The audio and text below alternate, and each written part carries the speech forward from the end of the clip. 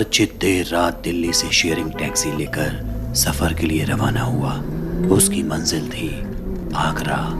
ये फासला करीब 250 किलोमीटर का था, जिसे करीब 4 घंटों में तय किया जाना था। लेकिन सर्दी की रात में पसरे कोहरे के बीच बमुश्किल ही सड़क नजर आ रही थी, लिहाजा गाड़ी की रफ्तार भी धीमी थी। महज घंटे 1.5 घंटे में टैक्सी नेशनल हाईवे पर चढ़ चुकी थी। तभी अचानक ड्राइवर ने कस के ब्रेक मारा। नींद से भारी पलकों को झपकाते हुए अर्चित उचक पड़ा और बोला, क्या हो गया भाई, अचानक गाड़ी क्यों रोक दी? इस पर ड्राइवर बोला, साहब एक यात्री को और लेना है, यहीं से। अर्चित चौंक कर बोला, यहीं से? यहाँ तो आसपास कोई नहीं है। तभी टैक्सी के दाएं वाले दरवाजे की खिड़की पर किसी ने खटखटाया। एक लड़की थी जिसकी मंजिल भी आगरा थी। अर्चित के जहन में पहला ख्याल आया कि चलो कम से कम यूं बोरियत भरे रास्ते में अकेले सफ़र करने से अच्छा है किसी हम सफ़र का साथ हो जाए, और वो भी ऐसी जवान लड़की हो तो क्या कहना। अर्चित खुशी से राज़ी हो गया और टैक्सी फिर तेज़ रफ्तार से भागती हुई फासला तय करने लगी।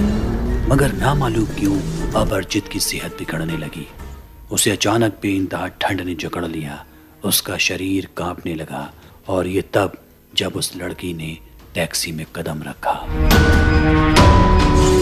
वहीं बीच बीच में रियर व्यू मिरर से उस ड्राइवर की पुतलियां लड़की को घूरे जा रही थी। ना मालूम क्यों, लेकिन अब अर्चित को महसूस होने लगा कि वो किसी अनजान मुसीबत में कैद हो गया है। डर के मारे पसीना उसके माथे पर चिपकने लगा। यहाँ हर बीतते सेकंड के साथ वो लड़की अजीबोगरीब बर्ताव पेश कर रही थी। उसका सिर नीचे की तरफ था और बालों ने उसके पूरे चेहरे को ढक रखा था। बीच बीच में वो अजीब सी आवाज में गुर्राती और फिर हंसने लगती। अर्चित की नज़र उसकी हाथों पर पड़ी। वो अपने ही बाएं हाथ की छोटी उंगली से अपने दाएं हाथ को खरोच रही थी, इतना कि अब उसकी चमड़ी फटकर खून रिसने लगा था। इसी कश्मकश के बीच टैक्सी ने आगरा का आधे से ज़्यादा फासला पूरा कर लिया। महज 1 घंटे का सफ़र और बचा था, लेकिन यहाँ अर्चित के लिए हर मिनट घंटे के बराबर थे। आखिरकार उससे रहा न गया और उसने ड्राइवर से कहा, भाई गाड़ी रोको, मुझे बाथरूम जाना है। ड्राइवर उसकी ये बात सुनकर चौंक गया और कहने लगा, भैया अभी क्यों, आगरा तो अब करीब ही है, वहाँ चले जाइएगा।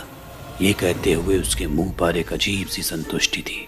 अर्चित समझ गया कि कुछ गड़बड़ है, मगर उसने खुद को संभाला और मजाक की टोन में बोला, अरे भाई बिना किराया दिए थोड़ी भाग जाऊंगा, देखो मेरा बैग भी यहीं है, अब तो रोक दो। ड्राइवर बिल्कुल भी नहीं चाहता था कि अर्चित गाड़ी से बाहर एक भी कदम रखे, मगर उसके बार बार कहने पर उसे मजबूरन एक वीराने में पसरी झाड़ियों के पास गाड़ी को रोकना पड़ा। लो बस यूं गया और यूं आया, अर्चित ये बोलकर गाड़ी से उतर गया। बाहर जाकर उसने लंबी लंबी सांसें भरना शुरू किया, मानो वो किसी कैद से अभी अभी रिहा हुआ हो। सोचने लगा कि बैग तो वो कार में ही छोड़ आया है और उसमें उसके सारे पैसे हैं। अब क्या किया जाए? टैक्सी में दोबारा लौटना अब उसकी मजबूरी थी। उसने हिम्मत की और दोबारा चल दिया, मगर तभी उसकी नज़र ज़मीन पर पड़े उसके उसी बैग पर जा टिकी। खोल कर देखा तो सारे पैसे सही सलामत उसमें मौजूद थे। हैरत भरी नज़रों से वो टैक्सी की तरफ चलने लगा। तभी उसकी नज़र टैक्सी पर पड़ी और वो दहल गया। टैक्सी की सारी खिड़कियां लाल खून से ढक चुकी थी। उसके अंदर से धुंधला नजर आ रहा ड्राइवर का चेहरा चीख चीख कर मदद की गुहार लगा रहा था। अर्चित नहीं जानता था कि वहाँ क्या हो रहा है, लेकिन वो जो कुछ भी था बेहद डराने वाला मंजर था। तभी अर्चित ने देखा कि वो लड़की टैक्सी की छत पर लेटी मुस्कुरा रही है। उसकी आवाज़ कानों में चुभ रही थी और तभी पलक झपकते ही वो कार के अंदर चली गई। ड्राइवर को अपनी जुबान से चाटती वो लड़की अपने दांतों से उसके चेहरे को नोच रही थी। दर्द से तड़पता ड्राइवर चिल्ला रहा था और वो लड़की टैक्सी की खिड़कियों पर लगे खून को अपनी लंबी जुबान से चाट रही थी। यहाँ अर्चित की सांसें घुट रही थी। उसकी छाती में अजीब सा भार महसूस होने लगा था कि तभी अचानक वो पूरी की पूरी टैक्सी आग की जद में समा गई और धधकती आग से उठती चिंगारी अर्चित पर आ गिरी और वो फौरन ही बेहोश हो गया। अगली सुबह उसकी आंख अस्पताल में खुली। उसके आसपास डॉक्टर और पुलिस वालों की भीड़ थी। बेइंतहा भागा दौड़ी के बीच एक इंस्पेक्टर उसके करीब आया और बोला, तुम कैसे बच गए? उसने तुम्हें क्यों नहीं मारा? अर्चित हैरत में था। एक पुलिस वाला पूछ रहा था कि तुम कैसे बच गए, ऐसा क्यों, क्या हुआ था ऐसा कल रात? और वो औरत कौन थी?